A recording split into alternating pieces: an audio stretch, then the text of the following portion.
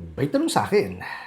Hello po, ask ko lang po, if sa mga OLA po di nakapagbayad, apektado ba ang credit score mo sa mga bangko? Orit, napakagandang mensahe po nito.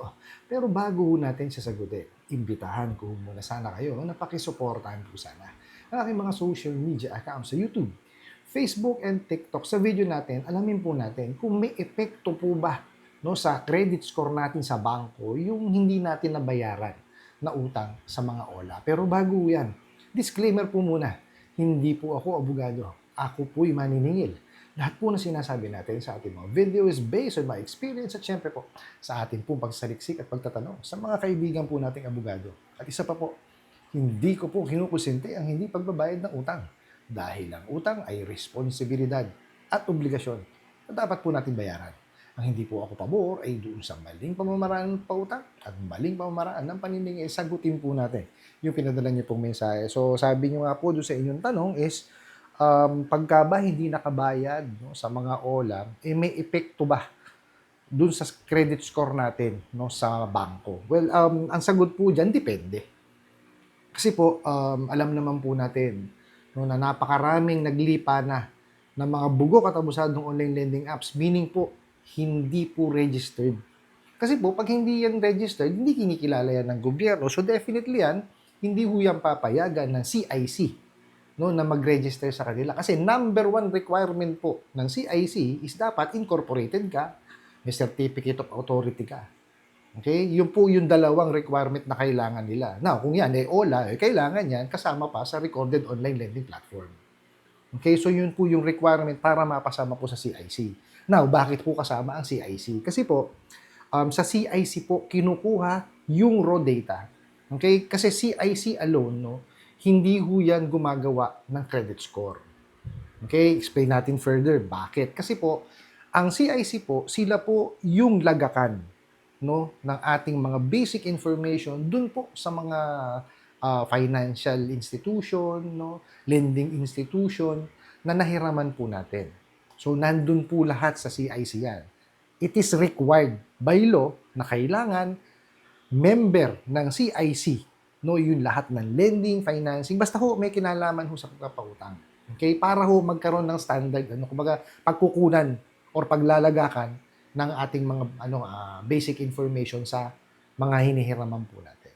Okay, now, ang trabaho po kasi ng CIC, bukod sa lagakan, no, kailangan i-require po nila no, yung mga lending, financing, mga bangko na sa kanila po ipadala yung mga basic information, and dapat yan buwan-buwan po nag-a-update ng information yung mga lending, financing, and banks.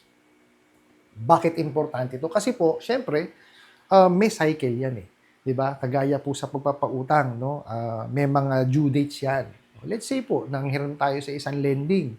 So, 6 ang due dates, 'di ba?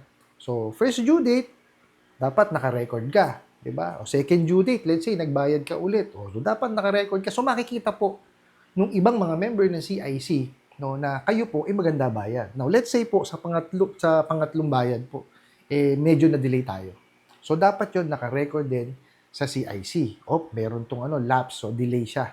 Okay, now, pagdating sa fourth, let's say na-update na bayaran natin. So dapat si lending i-report din kay CIC 'yon na nagbayad diyan, updated yan para po nakikita nung ibang mga member ng CIC na okay, nagbabayad naman pala, na delay lang. Now, dun po sa tanong po kasi ninyo na credit score, okay, may mga may mga tinatawag po na mga special accessing entities ang CIC. Ito po yung mga companies, no, or private companies na gumagawa po ng score. Yung score po ginagamit, 3 digits yun eh. So, sila po ang ginagawa nila, meron silang system na ginawa na kukunin po yung raw data kay CIC, no, para po sila ang mag-generate ng report. Okay? Meron yan yung mga three major special accessing entities, no. Banggitin natin, nandyan po yung TransUnion Philippines, at saka yung CIBI, tsaka po yung CRIF. Yun yung tatlo na major private companies na gumagawa po ng credit score. Now, if you really want to know your credit score, kailangan kontakin niyo sila, kaya lang may fee yun siyempre, hindi ho yan libre, eh, 'no? Tapos eto ho ang 'no, ang kagandahan pagka maganda po kayo magbayad. Dun po kasi sa score na ginagawa nila is siyempre mataas ang score ninyo. And kasi may mga lending companies, financing companies, and even banks na kinukuha po yung services nila para po malaman kung ano po yung inyong score, no? Although, yes, there are lending companies, financing, and banks, no, na meron pong sariling credit score nila, no? Like us po, no, sa company po namin, may sarili kaming credit scoring, no? So, nag-develop kami ng sarili niyan at ito po yung ginagamit namin para po malaman namin kung yung aming mga future clients is karapat-dapat pong pahiramin. No, kasi po, bakit importante yun? Kasi kailangan malaman kasi ng isang lending, financing, bank, or even itong mga OLA na kayang tugunan yung kanyang responsibilidad. Kasi po, ang utang, responsibilidad po yan. No, bakit sinabing responsibilidad? Kasi po, may mga due dates yan eh.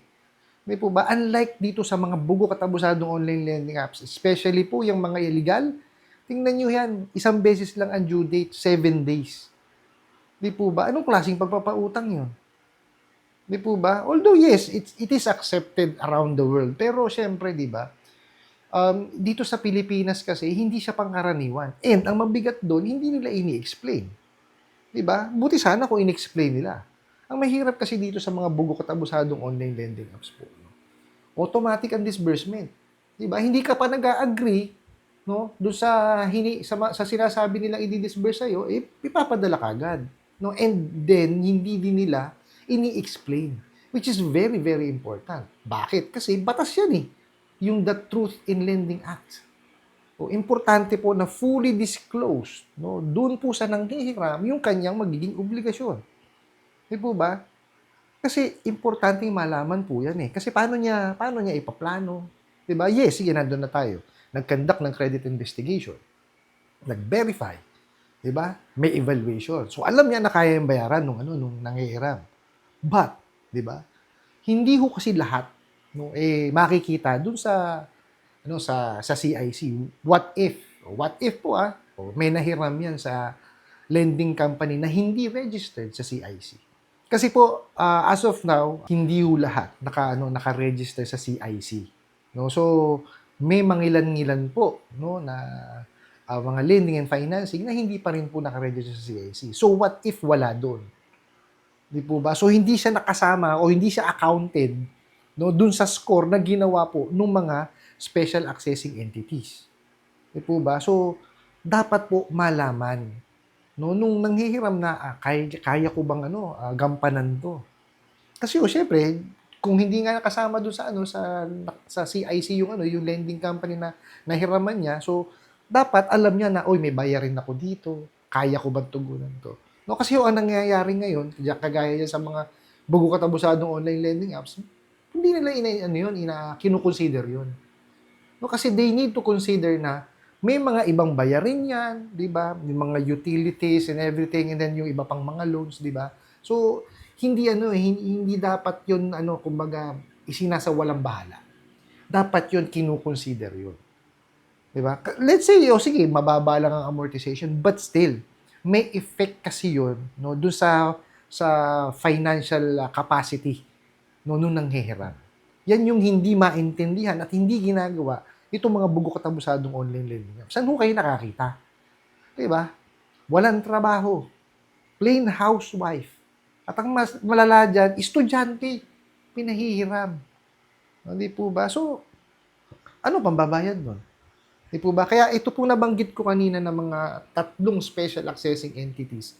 Sila po yung gumagawa ng credit score. Now, kung kayo po ay nakahiram sa mga legitimate na mga OLA, ibig sabihin registered po yan, incorporated, may certificate of authority, and then kung OLA yan, kasama sa recorded online lending platform, at dapat yan kasama sa CIC. So, paano nyo malalaman kung member ng CIC yan? Bisitahin nyo lang po yung creditinfo.gov.ph. Tapos, i-click nyo po doon yung mga submitting entity. Submitting entity po Tapos, hanapin niyo po doon yung pangalan ng company. Huwag po kayong malilito. Ang hanapin niyo po is yung pangalan ng kumpanya, hindi po yung OLA name. Pag nakita niyo po doon yung pangalan ng nung kumpanya na hinahanap po ninyo yung lending, well, definitely yun, submitting entity yun. Okay, so sila po yung nagsasubmit ng basic information. Now, definitely yan, no, may accessing entity. So, i-click nyo rin po yung accessing entity. Kasi doon sa accessing entity, makikita nyo po sino yung nakakakita ng mga sinubmit, ng mga submitting entity. Okay, ganun po ang gawin natin. Huwag po kayong malilito sa pag-check po ng pangalan. Kasi po, no, ang nilalagay po sa CIC is yung company name, yung incorporated name po nila. No, hindi po yung OLA name. Yung po ang hanapin nyo ha, yung incorporated name or yung company name. Okay, for example po, Boss Rai Lending Company. O, yan, yun po ang corporate name ko. Now, ang OLA name ko, Boss Rai App.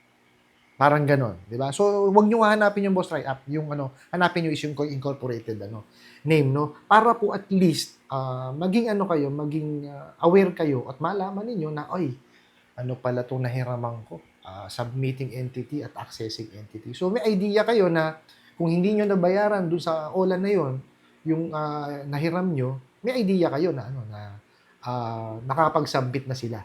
No, so most probably bababa po yung score ninyo. Ang payo ko lang doon is, pagka yan mga legitimate na mga OLA, makipag-usap po kayo. No? Well, hindi ko naman sinasabi na lahat po ng mga OLA na registered, matitino. May mga bugok din po yan. No? Kung kayo po isasalbayin pa rin, iaharas pa rin nila, well, isang tabi nyo. Huwag nyo silang di ba? Kasi kesa magkaroon kayo ng anxiety, ma-depress kayo, kesa maharas kayo, di ba?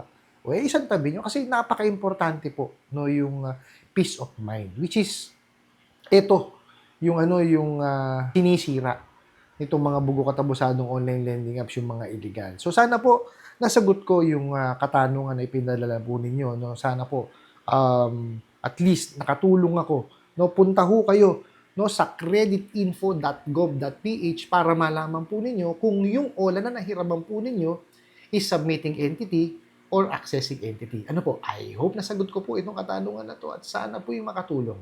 Maraming salamat po sa inyong walang sawang pagsuporta at panonood sa aking mga video. Maraming salamat po sa inyong pag-like, pag-share, pag-comment at pagtatanong. And kunin ko na rin po itong opportunity na to na imbitahan po sana kayo na pakisuportahan po sana ang aking mga social media accounts sa YouTube, Facebook, and TikTok. Hanggang sa muli po, yun lang!